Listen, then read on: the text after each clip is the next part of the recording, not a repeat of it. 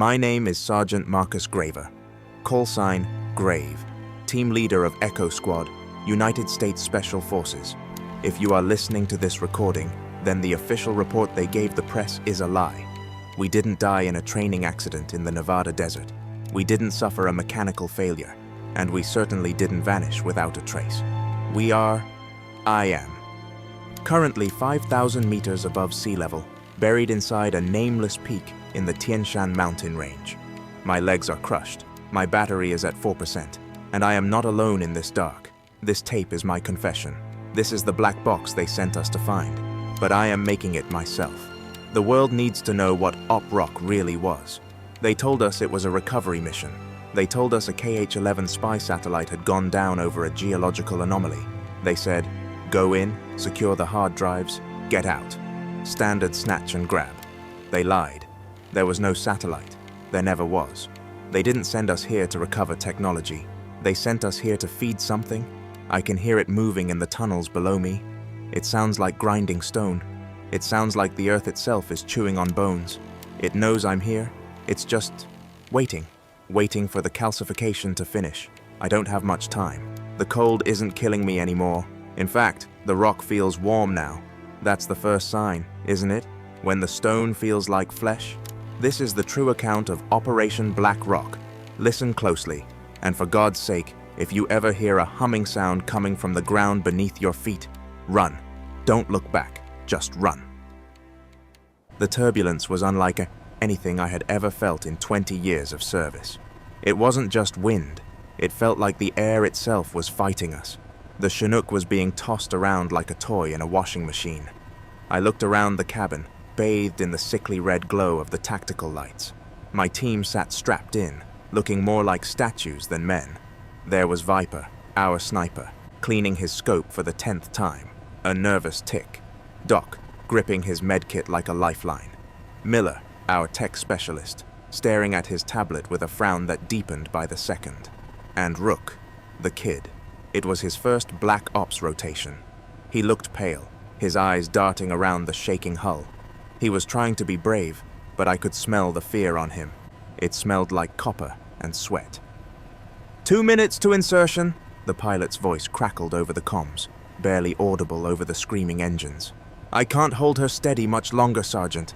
The instruments are going haywire. The altimeter is dancing between 10,000 and 0. Just get us on the ground, cowboy, I yelled back, pressing the throat mic against my neck. Drop us on the LZ and get the hell out of the storm. I stood up, grabbing the overhead strap. The floor beneath my boots vibrated violently, but it wasn't the vibration of the engine. It was a lower frequency, something that rattled your teeth and settled deep in your gut. A hum. Check your gear, I barked. Night vision on. We go in hard and fast. No loose ends. The team moved with practiced efficiency. Click, snap, check. I pulled my NVG's, night vision goggles, down. The world turned into a grainy, green phosphor nightmare. Through the open ramp at the back, I saw the target, the mountain. It didn't look like the surrounding peaks. The other mountains were jagged, white with snow, chaotic. This one was wrong. It was too sharp, too jagged, and dark. The snow didn't seem to stick to the upper slopes. It stood like a black fang tearing into the stormy sky. Green light, go, go, go. We unhooked and sprinted off the ramp into the blizzard. The wind hit us like a physical blow, a hammer of ice. We hit the ground hard, rolling and taking up defensive positions instantly. The Chinook didn't linger. As soon as our boots cleared the metal, the pilot pulled up aggressively, the engines screaming as he fought to escape the mountain's gravity. Within seconds, the sound of the rotors faded, swallowed by the howling wind. We were alone. Sound off, I ordered. Viper, good. Doc, good. Miller, good. Rook, I'm good, Sarge. Miller, get me a sit rep. Which way to the crash site? I asked, scanning the perimeter. The visibility was near 0, just swirling snow and black rock. Miller tapped his wrist computer. Then he tapped it harder. He shook his arm. Sarge, I'm getting nothing. GPS is dead. SATCOM is dead. My compass is... Look at this. I walked over to him. shielding my eyes from the snow. I looked at the analog compass on his wrist. The needle wasn't pointing north. It was spinning, round and round and round, fast, like it was terrified of picking a direction. "Magnetic interference," Viper grunted, scanning the dark with his rifle. "Must be heavy iron deposits in the rock." "No," Rook said. His voice was small, trembling. I turned to the kid. He was kneeling on the ground, one glove off, his bare hand pressed against the black stone of the mountain floor. "Rook, put your glove back on. You'll get frostbite," Doc warned, stepping forward. "It's not cold," Rook whispered, looking up at me. His eyes were wide, reflecting the green glow of my night vision. "Sarge, the ground, it's not cold, it's warm." I frowned. We were at 15,000 feet in a blizzard. The ambient temperature was -30. The ground should be a block of ice. I knelt down next to him. I hesitated, then pulled off my own tactical glove. I pressed my palm against the jagged black rock. He was right. It wasn't just warm. It was hot, like the hood of a car that had been running for hours. But it wasn't volcanic heat. It didn't feel like fire. It felt biological, moist, and there was something else. Under my palm, faint but undeniable, I felt a rhythmic thrumming. Thump, thump, thump. It wasn't a mountain we were standing on. It felt like the chest of a sleeping giant. "Gear up," I said, standing up quickly and putting my glove back on to hide the shaking of my hand. "We move, now, before whatever is heating this rock decides to wake up." We moved out into the dark, leaving footprints in the snow that melted almost instantly upon touching the black stone. We were walking into the mouth of the beast, and we didn't even know it yet. We marched for 20 minutes, battling a whiteout so dense I couldn't see my hand in front of my face. The only thing guiding us was Miller's localized tracker, which was flickering in and out of existence like a dying heartbeat. "Target is 200 meters straight ahead," Miller shouted over the wind. "But Sarge, the readings are wrong." "Define wrong," I yelled back. "The thermal scope. It's lighting up like a Christmas tree. The whole mountainside ahead of us, it's bleeding heat." We pushed through a ridge of sharp rocks and suddenly, the wind died down. Not gradually, instantly. We stepped into a pocket of dead air. The snow fell straight down here, heavy and wet. And there it was. We expected a crash site, twisted metal, burning debris, a crater. Instead, we found a door. It wasn't a natural cave. Nature doesn't make perfect circles. The entrance was a flawless geometric hole bored straight into the side of the cliff face, about 20 feet in diameter. The edges were perfectly smooth, almost polished. No blast marks, no drilling scars. It looked like someone had taken a giant, hot spoon and scooped the rock out like ice cream. "What in the hell is that?" Viper whispered. He raised his sniper rifle, scanning the darkness inside. "I don't see any satellite debris, just the hole." "Doc, check radiation," I ordered. Doc stepped forward, his Geiger counter clicking sporadically. "Normal background levels, Sarge. Actually, lower than normal. It's like the rock is absorbing the radiation." We stood at the threshold. A warm, humid breeze was flowing out of the tunnel, smelling of ozone and something metallic. Copper? Blood? It was hard to tell. "Miller, are we at the coordinates?" "Dead center, Sarge. The black box signal is coming from inside, deep inside." I looked at the perfect circle of darkness. My gut was screaming at me to turn around. Every survival instinct I had honed over 2 decades was telling me that this wasn't a cave. It was a mouth, and we were walking right down its throat. "Standard formation," I said, my voice sounding too loud in the sudden quiet. "Viper, take point. Rook, watch our 6. We go in, we find the box, we get out. Don't touch the walls." We crossed the threshold. The moment we stepped inside, the sound of the storm vanished completely. It was replaced by a silence so heavy it felt like pressure on my eardrums. The air was thick, hot, and dry. I looked at the walls through my NVGs. They weren't rough stone. They were covered in strange, flowing patterns. Not carvings, more like veins. Veins of a slightly lighter mineral running through the black rock, pulsing very, very slowly. "Sarge!" Viper called out from the front. He had stopped. "What is it?" The floor, Viper said. He sounded disturbed. Look at the dust. I looked down. The floor of the tunnel was covered in a thick layer of gray dust, but it wasn't undisturbed. There were drag marks, deep furrows in the dust leading deeper into the cave. Something was dragged in here, Doc said, kneeling down. Recently. Or something dragged itself in, Viper muttered. Eyes up, I commanded. Stay sharp. We moved deeper. The tunnel angled downward, spiraling into the heart of the mountain. The heat was rising. I was sweating under my gear now, and that sound, that low, rhythmic thumping I felt at the landing zone, it was louder here. It was vibrating in the soles of my boots. Thump, thump, thump. It sounded like a clock ticking down, or a heart waiting to speed up. The tunnel didn't end, it opened up. We stepped out of the narrow corridor into a cavern so vast that our flashlights couldn't hit the ceiling. It was a cathedral of shadow. The air here was stiflingly hot, maybe 30 degrees Celsius. But it wasn't the size of the room that stopped us dead in our tracks. It was what stood in the center. Dear God, Doc whispered. Rising from the floor of the cavern was a single massive object, the monolith. It was a slab of obsidian black stone, easily 50 feet tall and 20 feet wide. It was perfectly rectangular, sharp-edged, and utterly featureless. It didn't look like it was built on the floor. It looked like it had grown out of it, piercing through the earth like a jagged bone spur. My tactical light hit the surface of the object, but there was no reflection. The light didn't bounce back. The rock swallowed the beam. It was like looking into a hole in reality, a void in the shape of a tombstone. Is that the satellite? Rook asked. His voice was trembling, but not with fear, with awe. That's no satellite, kid, Miller said, checking his scanner frantically. Sarge, I'm getting readings off the charts. Not radiation, electromagnetic waves. This thing is broadcasting. It's a transmitter. Broadcasting to who? Viper asked, keeping his rifle trained on the dark void of the stone. Not to who, Miller replied, his face pale in the glow of his screen. To where? The signal isn't going up into space. It's going down, into the crust.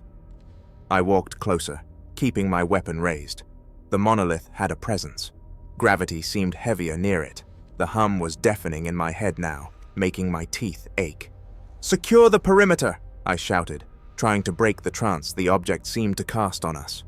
Miller, hook up to the base, see if there's an interface. Viper, watch the exits. There are other tunnels leading into this chamber. But no one moved. They were all staring at it, especially Rook. The kid had lowered his weapon. He was walking towards the monolith, his steps slow and deliberate. He looked like a sleepwalker. Rook, stand down, I barked. He didn't hear me. He was mumbling something, over and over again. I ran towards him, grabbing his shoulder to spin him around. I said stand down, soldier. Rook turned to look at me. Under the green tint of the night vision, his eyes looked wide, blown out. He was smiling, a faint, terrible smile. Can't you hear it, Sarge? He whispered. It's singing. Nothing is singing, Rook. Snap out of it. It knows us, Rook continued, looking back at the black stone. It knows we're here. It says, the shell is cracking. Before I could stop him, Rook reached out. He pulled his glove off with his teeth, dropping it to the dusty floor. His bare hand hovered inches from the surface of the monolith. Rook, don't touch it! He didn't listen. He pressed his naked palm flat against the obsidian surface. The hum stopped. The vibration stopped. Rook stood there, frozen, his hand glued to the stone. Rook, I asked, raising my rifle. He didn't move. He didn't breathe. Then slowly, he turned his head back to me. The smile was gone. His face was a mask of pure terror. It's not a rock, he gasped. It's a lid, and we just opened it. Then I saw it. Where his hand touched the black stone, the darkness began to spread.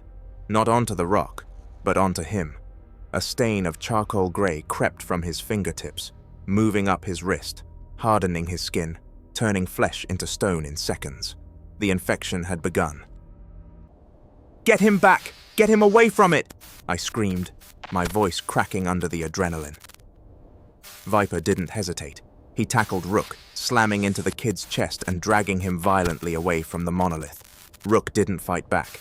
He felt heavy. When he hit the floor, it didn't sound like a body hitting dirt. It sounded like a sack of wet cement slapping against concrete. "Doc, get on him," I ordered, keeping my rifle trained on the monolith, half expecting it to move, to attack. But the stone stood silent. The hum had stopped. It was waiting. Doc was already ripping open his medical kit. "Rook, stay with me. Let me see the hand." Rook was hyperventilating, staring at his own arm. Viper held him down, but his face was pale. "Sarge, look at his arm. Jesus Christ, look at it." I shone my tactical light on Rook's right hand. The glove was gone. The skin from his fingertips to his elbow was no longer flesh-colored. It was a dull, charcoal gray. It looked like rough slate. "Can you move your fingers?" Doc asked, his voice shaking. Rook tried. We all heard it. Krk! Krk! It was the sound of stone grinding against stone. His fingers twitched stiffly, like the joints of a rusty statue. "It doesn't hurt," Rook whispered, tears streaming down his face. "Why doesn't it hurt, Doc? I can't feel my hand. It feels heavy." "Miller," I shouted, turning to our comms specialist. "Get us an evac! Now! We have a casualty! Biological containment breach!"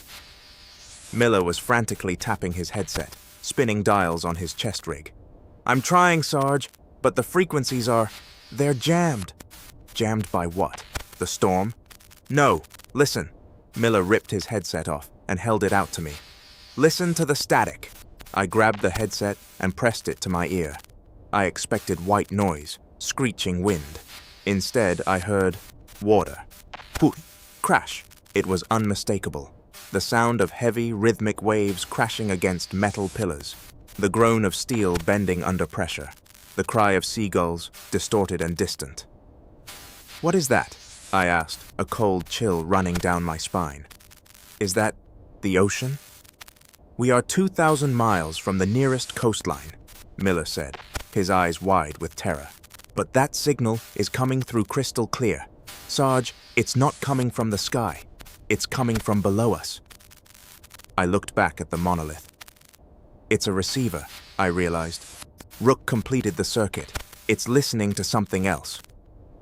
Suddenly, the voice in the headset changed. The waves receded, and a human voice broke through the static. It was faint, tinny, and filled with panic. "Rig 42 to anyone. The drill. We hit something. It's alive. Burning. Help us."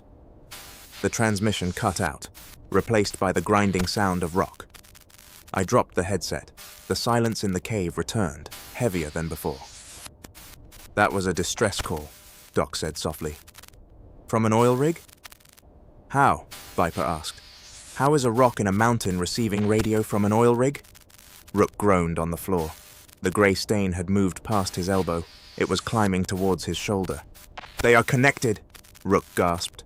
His voice sounded different now, deeper, rougher, like gravel in a mixer. The blood in the water, the bone in the mountain, one body, one sleeper. He looked at me. His pupils were dilating. One of them was turning gray. "He's waking up, Sarge, and he's hungry." We dragged Rook to the far wall, as far away from the monolith as possible. We set up a perimeter, rifles aimed at the darkness, while Doc worked on the kid. It wasn't working. "I can't get a vein," Doc hissed, throwing a broken syringe to the floor. "The needle won't go in. His skin. It's too hard." I crouched beside them. Rook was sitting up against the cave wall. His right arm was now completely calcified. It hung at his side, useless, a perfect sculpture of a human arm made of dark gray stone. The infection had reached his neck. Gray veins were spiderwebbing up his jawline. "Rook," I said, trying to keep my voice steady. "Talk to me. What are you feeling?" Rook looked at me. His right eye was gone, turned into a smooth gray marble. His left eye was terrified. "It's quiet, Sarge," he rasped. He couldn't move the right side of his mouth. "The fear is gone. It just feels solid, permanent." "We're going to get you out," I lied. "Chopper is 5 minutes out." Rook laughed, a dry, cracking sound. "Don't lie to the dead, Grave. You heard the radio, the protocol." He tried to lift his stone arm. He couldn't. But the fingers moved on their own. They tapped a rhythm on the floor. Tap, tap, tap, tap.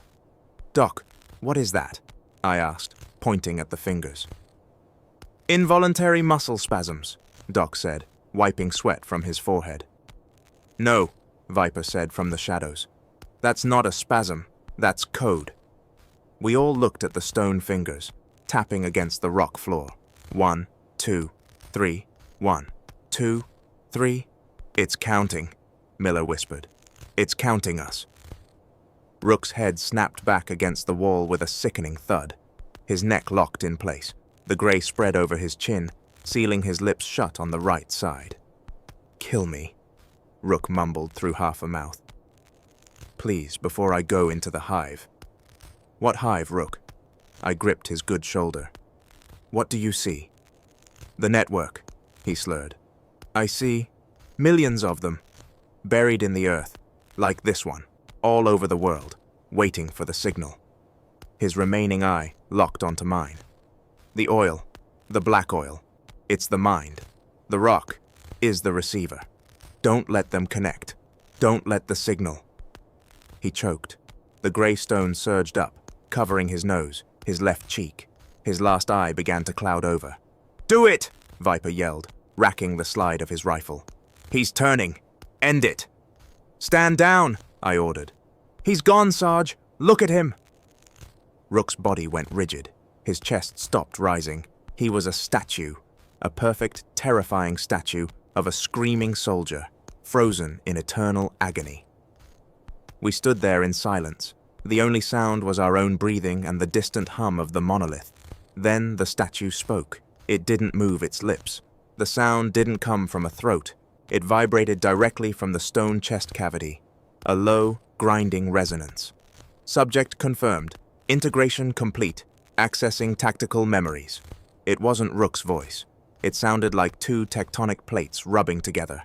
Viper screamed and opened fire. "Cease fire! You're gonna kill us all!" I tackled Viper, wrestling the rifle away. When we looked back at Rook, he wasn't damaged. The bullets had flattened against his skin. It was still sitting there. And then, slowly, the stone head turned. The gray blind eyes looked directly at Viper. "Threat detected," the stone voice ground out. "Initiating purge." The walls of the cave began to shift. Grave. "Seal it, Miller, help me seal it." Miller. "It's rusted shut. Push." Grave. "Sound off. Who made it?" Doc. "I'm here. I think I'm gonna be sick." Viper. "Did you see it? Did you see the walls? They were reaching for us, like hands." Grave. "Focus. Where are we?" I raised my flashlight. We weren't in a natural cave anymore. We were in a man-made structure, but it wasn't American. The walls were lined with rotting green panels. Old, bulky computer terminals sat on rusted metal desks. Dust motes danced in the beam of my light, thick as fog. "Look at the writing," Miller whispered, wiping dust off a console. "Cyrillic. It's Russian." Viper.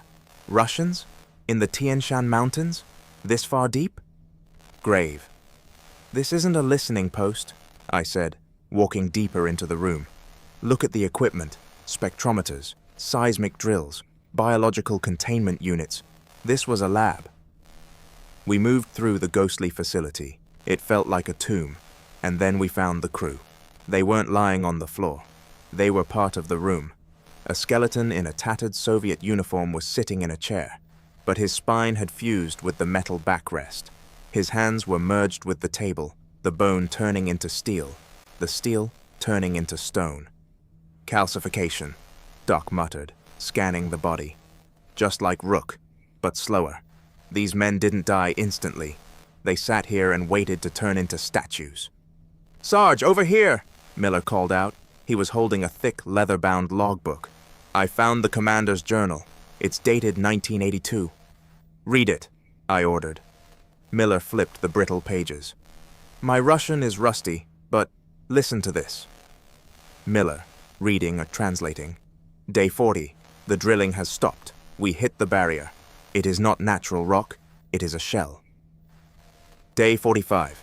We made contact with Station Vostok in Antarctica. They report the same findings. They drill into the ice and find the blood, fluid. We drill into the mountain and find the bone, solid. It is one organism. The Earth is merely the skin keeping it asleep. Miller stopped. He looked up at me, his face pale. Project Vostok. That's the rig, isn't it? Rig 42? Keep reading, Viper snapped. How do we kill it? Miller. Day 52. The frequency is increasing. The men are hearing voices. They see enemies in the shadows. We are sealing the doors. Not to keep the Americans out, but to keep the stone in. If the blood and the bone connect, if the signal completes, the shell will crack. God save us all. Grave. The signal, I whispered. Rook touched the monolith. He completed the circuit. Doc. So we're not just fighting a rock, Doc said, his voice trembling. We're fighting the planet's immune system, and we are the virus. Suddenly, the lights in the room flickered. The old Soviet terminals, dead for 40 years, buzzed to life. Green phosphor screens lit up with a single blinking message in Russian. Viper. What does it say? Miller. It says, protocol initiated. Purge organic matter. Grave. Turn it off. Miller, kill the power. Miller. I can't. It's not running on electricity. It's running on the monolith's energy. The sound wasn't just noise. It was a frequency designed to scramble the human brain. I felt a sharp pain behind my eyes. My vision started to blur. Shadows in the corners of the room began to stretch and twist. Viper. Get back! Stay back! I spun around. Viper had his rifle raised. He was aiming at Doc. Grave. Viper, stand down! That's Doc! Viper. No! Look at him! Look at his face! Viper screamed, his eyes wild. He's one of them! He's made of stone! He's got no eyes! I looked at Doc. He looked normal to me. Terrified, sweating, human. But to Viper, the frequency was painting a monster over his friend's face. Doc. Viper, please, put the gun down. It's the sound. It's hallucination. Viper. You're lying. I saw what you did to Rook. You fed him to the wall. Grave. Viper, look at me. I stepped between them, hands raised. It's Grave. We are your team. We are Echo Squad. Viper swung the rifle towards me. Through the barrel, I stared into the eyes of a man who was no longer there. The discipline was gone. Only primal fear remained. You're not Grave, Viper whispered. Grave is dead. You're just a statue wearing his skin. Grave. Don't do it, soldier. Viper. Get out of my head! Time slowed down. I felt the heat of the bullet pass my cheek. It missed me by an inch. It didn't miss Miller. Miller, who was behind me trying to smash the console, grunted. A wet, heavy sound. He dropped to his knees. A dark stain bloomed on his chest rig. Dokyok. Miller! Viper blinked. The sound of the gunshot seemed to snap him out of the hallucination for a second. He looked at his smoking rifle. He looked at Miller bleeding on the floor. Viper. No, I didn't. I saw a monster. Grave. Doc, get to Miller. I lunged at Viper, slamming the butt of my rifle into his face. He went down hard, unconscious before he hit the floor. I zip-tied his hands instantly. I crawled over to Miller. Doc was pressing gauze into the wound, but the blood wasn't right. It wasn't soaking into the gauze. It was hitting the floor and moving. The droplets of blood were rolling across the dusty concrete like mercury, gathering together, pulling towards the walls. Miller. Sarge. Miller coughed, blood bubbling on his lips. The signal. It's in my head. I can see the layout. Grave. Save your strength, Miller. Miller. No, listen. The Soviet map. On the screen. There's an elevator. Behind the bulkhead. It goes up to the surface. He gripped my hand. His skin was turning cold. Not dead cold. Stone cold. Miller. Don't let me turn, Grave. Please. Don't let me become part of the wall. I looked at his wound. The edges were already turning gray. The calcification was accelerating. The gunshot had opened a direct path for the infection. I looked at Doc. Doc shook his head slowly. There was nothing he could do. I pulled my sidearm. My hand felt heavy. Grave. I promise, Miller, you won't turn. Miller closed his eyes. He nodded once. Grave. Grab Viper. We're leaving. We find that elevator, or we die trying. Doc. Sarge, look at the blood. I looked. Miller's blood had reached the wall. The green panels were absorbing it, and as they did, the blast door, the one we had sealed, began to unlock. Click, clack, hiss. The door slid open. Standing in the darkness of the tunnel wasn't the Rook statue. It was hundreds of them. The previous Soviet team, statues of bone and uniform, pulled from the walls, blocking our only exit. Grave. Reload. We're going up. Grave. Move! Back to the elevator! Go! We ran. Or we tried to. Dragging Viper's unconscious body between us, Doc and I stumbled back into the corridor. Behind us, the statues were pouring out of the sealed room like a landslide. They didn't scream. They didn't shout. They just made that sound, that grinding, clicking sound of bone turning against stone sockets. Doc. They're blocking the hallway! Sarge, there's too many of them! I turned and raised my rifle. The lead creature, a Soviet officer whose face was a featureless slab of gray slate, lunged at me. I fired a 3-round burst into its chest. Ping, ping, crack. The bullet sparked off its stone torso. It didn't even slow down. It swung a heavy, calcified arm, smashing into the wall next to my head. Concrete dust exploded into my eyes. Grave. Bullets are useless. Doc, the grenade. Give me the thermite. Doc fumbled with his vest, tossing me a canister. I pulled the pin. The fuse hissed. A burning magnesium scream. Grave. Frag out! Cover! I rolled the thermite grenade under the feet of the advancing horde. We threw ourselves around the corner just as it detonated. The heat wave hit us, smelling of burning sulfur and ozone. The blast didn't kill them, but it melted them. The front line of the stone soldiers fused together into a molten slag, creating a barricade that blocked the others behind them. Grave. That won't hold them forever. To the lift. Miller said it was behind the bulkhead. We reached the heavy blast door at the end of the hall. I slammed my fist into the override panel. Nothing. No power. Doc. It's dead. We're trapped. From behind the wall of molten stone, we heard them scratching, breaking through. Grave. Manual release. Pull the chain. We grabbed the rusted chains hanging from the ceiling. We pulled with everything we had. My muscles screamed. Viper groaned on the floor, waking up to the nightmare. Creak. Groan. Clang. The door lifted just enough for us to slide under. We dragged Viper through and let the door slam shut. We were in a vertical shaft. In the center, a primitive industrial elevator cage hung from thick, greasy cables. Viper, weakly. Where are we? Grave. We're leaving, Viper. Get in the cage. We scrambled into the rusted cage. I hit the up lever. The gears ground against each other. Sparks showered down on us. The cage shuddered, and then, miraculously, began to rise. As we ascended, I looked through the mesh floor. Below us, the blast door we just passed was being torn apart. Dozens of gray hands were reaching into the shaft, clawing at the empty air. And below them, deep in the pit, I saw a glow, a pulsing, violet light, the heart of the mountain. It looked like a giant, unblinking eye staring up at us. Doc. Don't look down, Sarge. Just watch the numbers climb. The elevator rattled upwards, carrying us away from hell, or so we thought. The elevator breached the surface. We burst out of a hidden hatch on the snowy peak, gasping for freezing, clean air. The storm was raging, but it felt like a blessing compared to the stifling heat of the caves. We collapsed in the snow. Viper was conscious now, shivering violently, clutching his head. Grave. Echo. Actual to command. Echo actual to command. Do you copy? Over.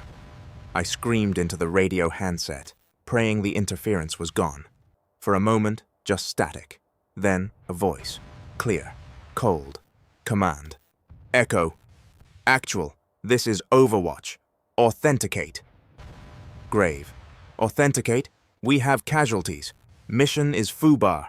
We have a biological containment breach. Requesting immediate dust-off. Get us off this rock. Command.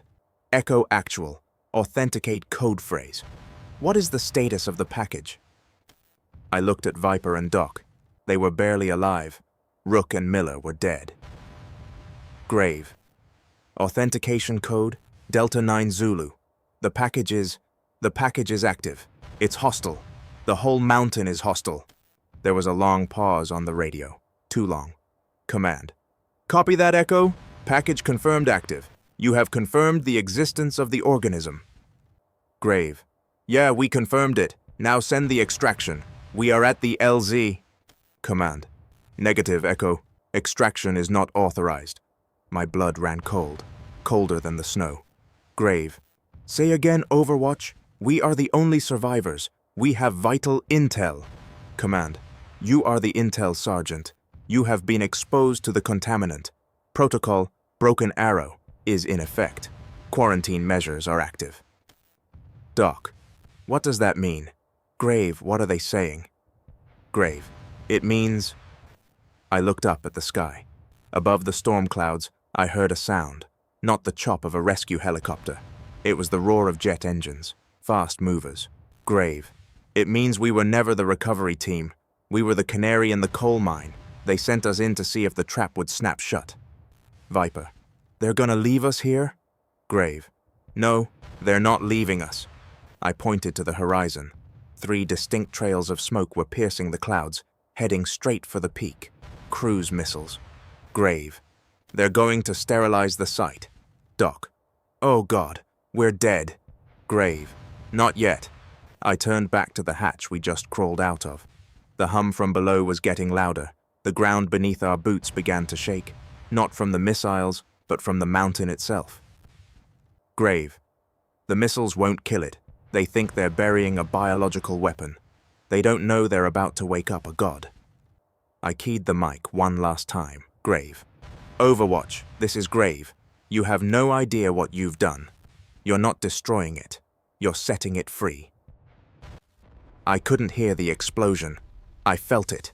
The shockwave picked me up and threw me 20 feet through the air. I hit the jagged rock face hard, my ribs snapping like dry twigs. I lay there in the snow, staring up at the sky. The blizzard was gone. The heat from the explosion had vaporized the snow for a mile in every direction. The air was filled with black smoke and falling ash. Grave.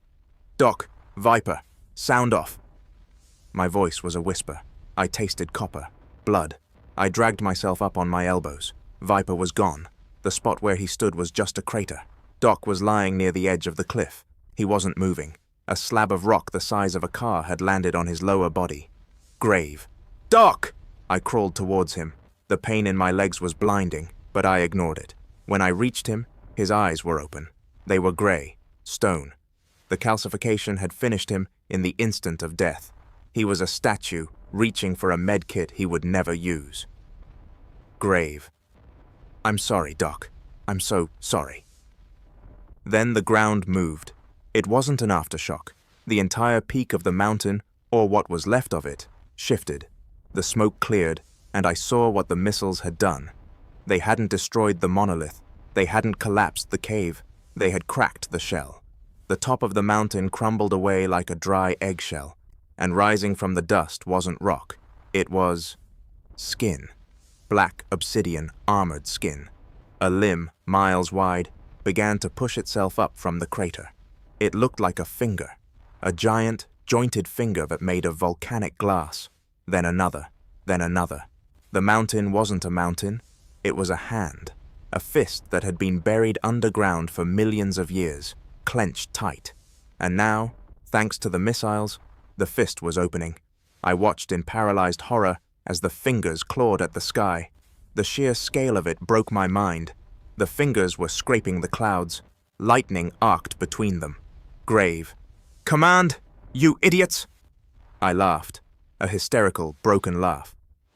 You didn't kill it. You woke it up. The ground beneath me tilted. The hand was pushing against the earth, trying to lift the rest of its body. The entire Tien Shan range. It wasn't a mountain chain. It was a spine, a backbone rising from the slumber of eons. And then I heard the answer. Far away, thousands of miles to the west, through the deep vibration in the rock, I heard the echo of the ocean, the sound of Rig 42. The blood, ocean, was calling. The bone, mountain, was answering. The giant hands slammed down onto the plateau, crushing the remains of the Soviet lab, crushing the LZ, crushing the illusion that humans were the masters of this world. I slid down the tilting rock, my legs useless. I wedged myself into a crevice, watching the apocalypse unfold in slow motion. The sky turned a sickly violet color, the same light from the cave. The mountain was standing up. Grave. My legs are gone. I can't feel them anymore. I looked down a minute ago. They aren't bleeding. They are gray. The stone has taken them. Grave. The vibration is soothing now. It doesn't hurt. It feels inevitable. I am becoming part of it, part of the mountain. I can hear its thoughts. It's not angry. It doesn't hate us. It just doesn't care. We are dust on its skin. Grave. If you find this recording, if you are hearing my voice, don't send a rescue team. Don't send a nuke. You can't kill a planet. Grave. There are other sleeping spots. The Marianas Trench, Yellowstone, Antarctica. They are all connected. They are all waking up. Grave. My hands are turning now. I can't hold the recorder much longer. It's beautiful in a way. The silence of the stone. I'm going to sleep now. When I wake up, I will be the mountain. Grave. This is Sergeant Marcus Graver, Echo Actual, signing off. Forever. The recording ends here. At least, that is where Sergeant Graves' story stops. But deep beneath our feet, and in the darkest trenches of the ocean, the sleeper is fully awake now. If you can still hear that ringing in your ears, if you can feel the floor vibrating, you are not alone. Light a flare before you go. Hit that like button so I know you survived the broadcast. And if you want to dig deeper into the secrets of this world, if you are brave enough to face what comes next, hit subscribe and join the crew, because Rig 42 and Black Rock were just the cracks in the shell. The real darkness is just getting started. Tell me in the comments, do you think we are safe? I am Captain Nightwhisper. Until the next nightmare, stay in the light. If you can.